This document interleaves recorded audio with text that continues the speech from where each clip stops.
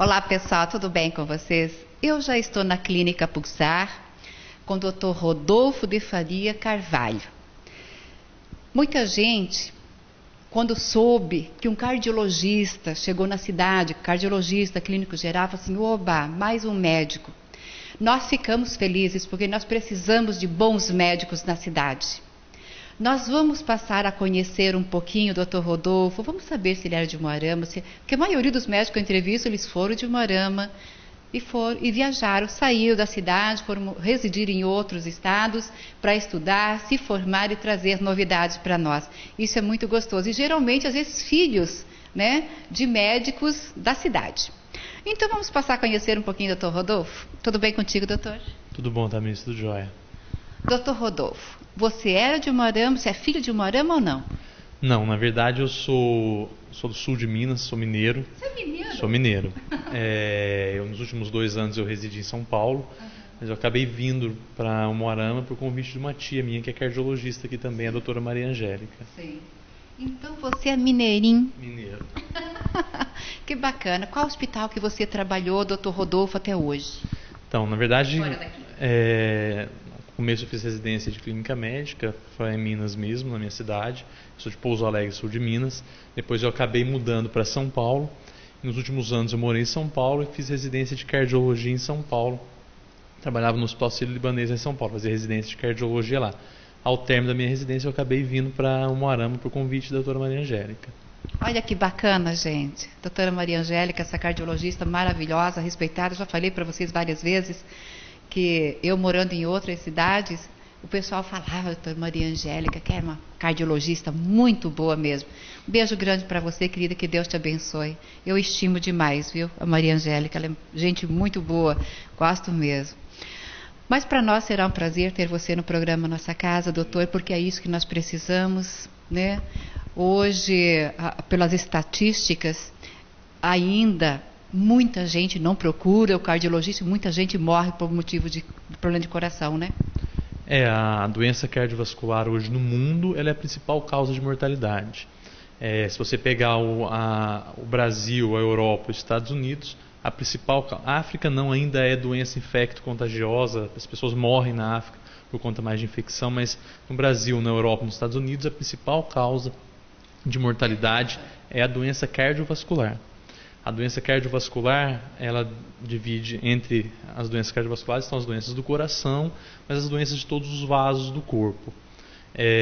Por exemplo, a principal causa de mortalidade cardiovascular é o AVC, na verdade, não é o coração. O coração vem em seguida. É 60% para o acidente vascular cerebral, que é o derrame, popularmente conhecido como derrame, pode ser isquêmico ou hemorrágico. Em segundo lugar vem o coração. E tudo isso a origem de tudo isso geralmente vem associada à hipertensão arterial, que a gente vai falar hoje, né? Agora, é hereditário? A pessoa, por exemplo, né? Eu tenho problemas cardíacos, eu vou ter a minha família, meus filhos podem ser também hipertensos? A doença cardiovascular ela é multifatorial. Ela tem um componente importante hereditário. Se você tem um pai que é hipertenso, uma mãe que é hipertensa, ou um irmão ou um pai que teve um acidente vascular cerebral ou um infarto, você tem mais probabilidade de ter isso sim. Mas ela também depende do meio. Existem fatores de risco, são os fatores de risco adquiridos, que a gente vai adquirindo no decorrer da nossa vida, são vários eles: tabagismo, obesidade, sedentarismo, dislipidemia, que é o colesterol alto, triglicérides alto, estresse, hábitos alimentares ruins, que vão acabar gerando esse tipo de problema também, além do fator genético. O que leva o indivíduo a ter um infarto fulminante? Por que acontece? Na verdade, o infarto ele é a ponta de um iceberg, né? Existem outras doenças por trás que levam a ele. O indivíduo que ele é hipertenso, então ele tem alguém na família que já teve um infarto, ele é diabético, ele fuma, e pode desenvolver uma doença chamada aterosclerose, que é o enrijecimento das artérias, uma delas é a do coração.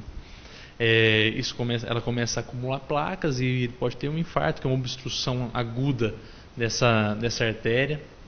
e acabar gerando um infarto fulminante, dependendo de qual artéria foi obstruída, se é uma artéria importante, é uma artéria de primeira importância ou não, depende, acaba gerando um infarto fulminante. Mas isso tudo acontece decorrente do que eu já falei, da hipertensão arterial, do tabagismo, da dislipidemia ou da história genética dele.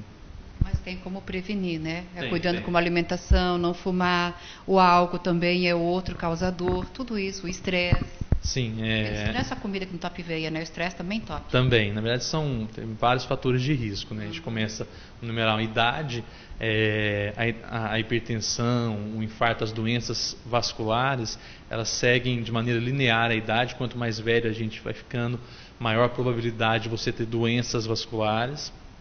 Você tem a idade, você tem os hábitos de vida, né? Pessoas que são mais estressadas, com certeza têm mais tendência. Hipertensão, já falei, indivíduos que fumam, indivíduos que ingerem quantidade excessiva de bebida alcoólica, tudo isso acaba acarretando um aumento das doenças cardiovasculares, entre elas o infarto, o derrame e outras doenças também, porque quando a gente fala em doença vascular, a hipertensão, ela tem outros órgãos-alvo, que são eles o rim. O rim é um órgão que a hipertensão também ataca, a visão, existem doenças da visão que são originadas por conta da hipertensão. Aí tem o AVC, o encéfalo, né, que é o cérebro, que pode ter também, ele pode também sofrer danos por conta da hipertensão. São vários órgãos envolvidos. Bom, gente, fatores são muitos. Mas é claro que eu anotei as coisinhas aqui para fazer pergunta. Claro que eu não vou perder tempo, porque cardiologista no programa já é difícil, né? Então, se aparece um, a gente já vai fazendo muitas perguntas. As mulheres que tomam anticoncepcional, doutor Rodolfo, elas são mais propensas a ter problemas cardíacos? Na verdade, assim, existe um pequeno aumento de risco para doenças vasculares de uma maneira geral para quem usa anticoncepcional, principalmente o anticoncepcional que tem estrógeno, tem uma quantidade mais alta de estrógeno, mas assim, você tem muito estudo ainda, é pouco. Ao mesmo tempo, o estrógeno para a mulher antes da menopausa, ela tem uma proteção também das doenças cardiovasculares antes de entrar na menopausa.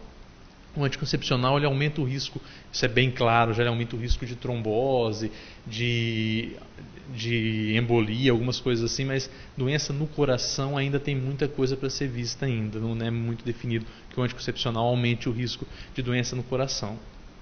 Olha só, gente, eu acho sempre assim, se pudesse cuidar e não tomar anticoncepcional, melhor, mas com menos quantidade de estrógeno possível. Mas só que as mulheres não se sentem seguras, né, doutor? Ela protege mais. Ela protege mais, exatamente. Vê aquela gravidez indesejada, né? Portador do diabetes, eu estava falando até ali, né, certas doenças, né, que são mais propensos a ter problemas cardíacos. O diabetes, por exemplo, o portador do diabetes, ele é mais propenso também a ter problemas cardíacos? Muito mais. O diabetes, ele é uma doença... Ele é vulnerável, acho que a tudo, né? Isso, o diabetes, infelizmente, é uma doença muito séria, que acaba, no coração, quem tem diabetes, acaba gerando uma coisa que chama lesão endotelial. Ele começa a desgastar o vasinho dele mais rápido, ele tem mais tendência a ter hipertensão e ele tem mais tendência a formar aquela plaquinha de colesterol, que é a placa de cálcio, que a gente chama de ateroma, né? Placa de aterosclerose mesmo. Com isso ele tem mais tendência a ter doenças cerebrovasculares, né, que são os derrames, o infarto, e tem mais tendência a ter doença no coração também. O diabetes é um dos principais fatores de risco para doença cardiovascular. Quem que tem mais problemas cardíacos, homens ou mulheres? Vai depender da idade. Globalmente, tanto o homem quanto a mulher, eles são igualmente hipertensos. Igualmente. O homem, antes dos 50 anos, ele é mais hipertenso, ele tem mais doença vascular do que a mulher. Depois dos 50 anos, a mulher começa a ter mais doença cardiovascular do que o homem. Ela se torna mais hipertensa, inclusive, do que o homem. Globalmente, se for pegar como um todo, o risco é o mesmo. Mas se você dividir por faixa etária, a mulher depois dos 50 anos e o homem antes dos 50 anos tem mais 55. A gente fala, antes dos 50 anos tem mais tendência a ter doença vascular do que a mulher. Antes dos 55 anos. E a mulher depois. Isso também está associado à entrada da menopausa, ela tem hormônios que protegem ela da doença cardiovascular, tudo isso está envolvido. Então quer dizer que a partir do momento que a mulher entra no período menopausa, ela corre mais risco. Sim, ela passa a ter mais tendência do que o homem a ter doenças vasculares, a hipertensão inclusive é uma delas, mas ela passa a ter mais tendência do que o homem depois dos 50 a 55 anos. Péssima notícia. Mas vai fazer o quê, né? Péssima notícia. Podia ser invertido, né? Que negócio é esse? Eu sempre falo que nós temos, o gostoso, né? O interessante seria nós envelhecermos com qualidade de vida, né? Não aparecer tanta coisa já aí na segunda idade, terceira idade. Eu acho que não precisava aparecer tantos problemas assim, diabetes, coração e tudo mais. Falar em coração, eu sou curiosa com uma coisa, vou te fazer uma pergunta, talvez até boba. Mas quando nós falamos assim, ouvimos, nossa, o fulano teve um infarto fulminante. Esse infarto fulminante, a morte é assim rápido? Tchum, rápido mesmo? Ou não? Mas o infarto fulminante é um termo mais popular do que médico. Isso, né? Que o povo usa. Existem vários tipos de infarto e alguns mais graves do que outros. Um infarto fulminante seria um infarto que leva o paciente a óbito. Teoricamente é isso que as pessoas comentam. O infarto, a pergunta sua foi se o paciente morre rápido? Você fala assim, é coisa assim de um segundo? Tchum. Na verdade a doença vascular é aguda. O indivíduo pode começar a sentir dor, demorar horas com dor, infelizmente se não receber o tratamento adequado de maneira imediata, é uma doença muito grave. Ele pode acabar evoluindo ao óbito. E realmente tem pessoas que têm um infarto, obstruem uma artéria importante do coração e acabam, infelizmente, falecendo rapidamente. Mas isso aí varia de caso a caso, depende muito do coração do indivíduo, de qual artéria ele foi obstruída, se foi uma obstrução parcial, total, o que aconteceu que acabou gerando essa consequência. Existem tipos de infarto muito sérios que não tem tempo dentro do paciente chegar a um hospital, ou chamar o SAMU, ou chamar uma ambulância. Isso a gente chama de fulminante, tá? Na verdade, popularmente sim, o pessoal chama de infarto fulminante, as pessoas chamam de infarto fulminante. A gente falar, fulano, eu perdi 2, sabe aqueles homens, entre aspas, assim, que do futebolzinho de final de semana, ou que passam 15 dias a jogar futebol, depois vão jogar um futebolzinho com os amigos no final de semana. Eu perdi 2 amigos assim, e jovens, com morte súbita. Na verdade, a causa de morte súbita, essa que a gente vê no futebol, às vezes não é nem um infarto. É mesmo? O coração tem outras doenças que acabam gerando a morte súbita, o paciente que começa a fazer, principalmente o atleta de final de semana, isso é muito comum, muito comum. Eu mesmo tenho pacientes assim, que não fazem acompanhamento de forma adequada, de repente querem fazer um esforço maior do que o corpo dele está acostumado a ter, ele acaba colocando em risco a própria vida, né? Então você tem como maneiras de prevenir isso antes. É comum o paciente, já peguei paciente infartando, vai andar de bicicleta, vai jogar futebol, vai fazer alguma coisa, não sabia o que tinha e acaba tendo consequências graves por não se cuidar antes para se preparar para essa atividade. Se a gente vê uma pessoa passando mal, como é que eu vou saber, por exemplo, que a pessoa está tendo um problema sério do coração? De que forma que eu posso observar isso e que eu possa ajudar, se está longe de um recurso, até poder chamar o médico ou levar ele ao médico? Na verdade, para a pessoa leiga tentar identificar alguma pessoa com uma doença que coloque a vida dela em risco na rua ou num ambiente, num restaurante, num ambiente, é difícil. Então, o que a gente orienta, a primeira coisa, se você acha que aquela pessoa está precisando de ajuda, está pedindo socorro ou coisa parecida, é chamar o SAMU. É isso que vai salvar ela. Isso aí tem estudo mostrando, não sou eu que estou falando, que as pessoas que pegam um paciente, colocam no carro, então que começam a tentar ajudar de uma maneira, acabam atrasando o atendimento de forma adequada. O que realmente muda o prognóstico desses pacientes, que acabam salvando ele, melhorando a vida dele, é a chegada de um desfibrilador. Esse desfibrilador, que é um equipamento que a gente usa durante uma parada, um infarto, que você perguntou, é um equipamento que tem na ambulância do SAMU. Se você tem isso da maneira mais rápida possível, a chance dessa pessoa sair daquela situação, uma situação grave, eu estou colocando uma hipótese de uma situação grave, é muito maior. Então sempre que você identificar uma pessoa que esteja algum problema, que você acha que a vida dela esteja correndo risco, a primeira coisa a se fazer é chamar o SAMU. Chamou o SAMU, conseguiu falar com o SAMU, aí depois você vai prestar assistência para essa pessoa. Olha que bacana, porque esse é o diferencial do SAMU, né? Esse aparelho você não tem em casa, eu não tenho em casa, imagina se a gente vai ter isso e não vai saber usar, porque no SAMU sempre tem um médico, né, doutor? Sim, na verdade o SAMU sempre tem, na verdade sim, algumas ambulâncias do SAMU tem uma equipe de enfermagem dentro, que mas fica um médico a gente chama de regulação, né? Eu não trabalho no SAMU, mas quem trabalha sabe falar melhor isso. Um médico que presencia a situação e identifica se aquela situação precisa ou não de um médico, mas geralmente nessas emergências sempre vai ao médico.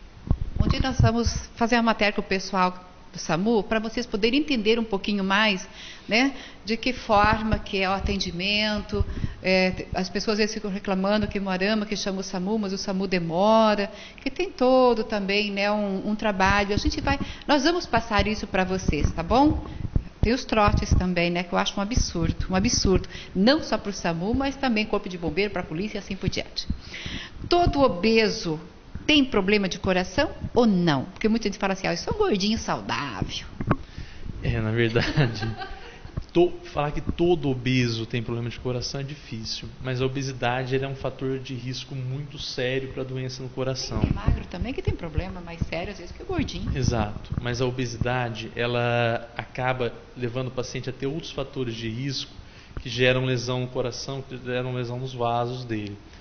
O indivíduo obeso, geralmente, ele é hipertenso, a maioria deles, não são todos.